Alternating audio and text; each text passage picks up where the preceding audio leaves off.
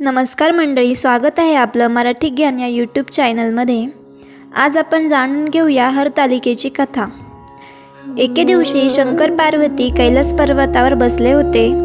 पार्वतीनं शंकराला विचारलं, महाराज, सर्व व्रतात चांगला व्रत कोणता? श्रम थोडे व फळ पुष्कळ असा एखादा व्रत असेल तर आपण मला ते सांगा, आणि कोणत्या पुण्याईनं मी आपल्या पदरी पडले हेही सांगा।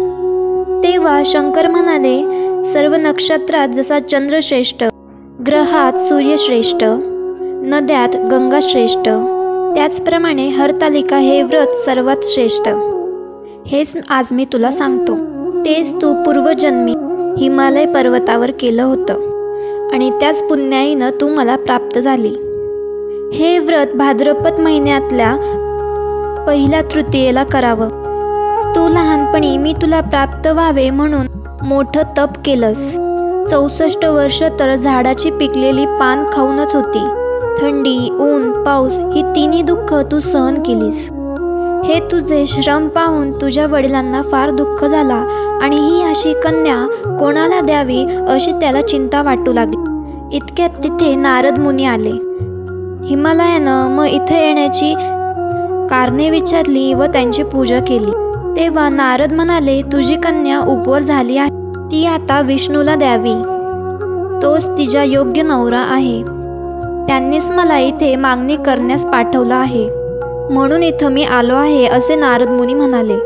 हिमालयाला मोठा आनंद झाला। त्यानं ही गोष्ट कबूल केली। नंतर नारद मुनी तेथून निघून परत विष्णूकडे आले। त्यांना ही हकीकत कळवली व तेथून निघून दुसरीकडे गेले। नारद निघून गेल्यावर हिमालयाने ही गोष्ट आपल्या कन्याला सांगितली। ती गोष्ट कन्येला रुसली नाही। तू रागवलीस म्हणून तू रुसल्याचं कारण सखीने विचारलं। तेव्हा तू तुझ्या सखींना म्हणाली, महादेवा वाचून दुसरा पती करणं मला शक्य नाही, हाच माझा निश्चय आहे। परंतु असे जरी असले तरी माझ्या वडिलांनी मला विष्णूला द्यायचे कबूल केले आहे। आता ह्याला काय उपाय करावा? तेव्हा त्या सखींनी तुला घोर अरण्यात नेलं। तिथे गेल्यावर एक नदी दृष्टीस पडली। जवळच एक गुहा देखील आढळली। त्या गुहेत जाऊन तू उपवास केला। तिथे माझे लिंग पार्वतीसह स्थापन करून पूजा केली। तो दिवस म्हणजे भाद्रपद शुद्ध तृतीयेचा होता। रात्री जागरण देखील केलंस। त्याच पुण्यानं इथलं माझं आसन हल्लं।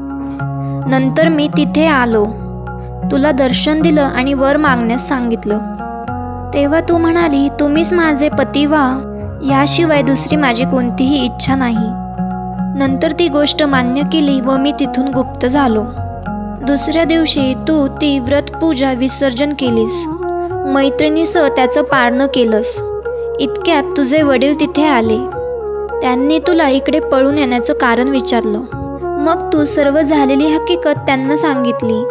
मग पुढं त्यांनी तुला मला देण्याचं वचन दिलं। तुला घेऊन घरी गेले। मग काही दिवसांनी चांगला मुहूर्त पाहून तुला मला अर्पण केलं। अशी या व्रतानं तुझी इच्छा पूर्ण झाली, म्हणून ह्यालाच हरतालिका व्रत असे म्हणतात। ह्याचा विधी असा आहे, ज्या ठिकाणी हे व्रत करायचं असेल त्या ठिकाणी तोरण बांधावं, केळीचे खांब बांधून ते स्थळ सुशोभित करावं, पुढं रांगोळी काढून पार्वतीसह शिवलिंग स्थापन करावं, षोडशोपचारे त्यांची पूजा करावी, नंतर ही कहाणी करावी व रात्री जागरण करावं। या व्रतानं प्राणी पापापासून मुक्ती होते। 7 जन्माचं पातक नाहीसं होतं, राज्य मिळतं, स्त्रियांचं सौभाग्य वाढतं। या दिवशी स्त्रियांनी जर काही खाल्लं तर त्या विधवा होतात, असे देखील सांगितले जाते। दारिद्र्य येतं, पुत्रशोक होतो। कहाणी झाल्यावर सुवासिनींना वाण द्यावा। दुसऱ्या दिवशी उत्तर पूजा करावी आणि व्रताचं विसर्जन करावं। ही 60 उत्तराची कहाणी। 5 उत्तरी ब्रह्मदेवाची द्वारी, गायीचे गोठी, पिंपळाच्या पारी, सुफळ संपूर्ण। आजचा व्हिडिओ आवडला असल्यास आपल्या चॅनलला सबस्क्राईब करा व खाली दिलेली बेल आयकॉन प्रेस करायला विसरू नका. धन्यवाद.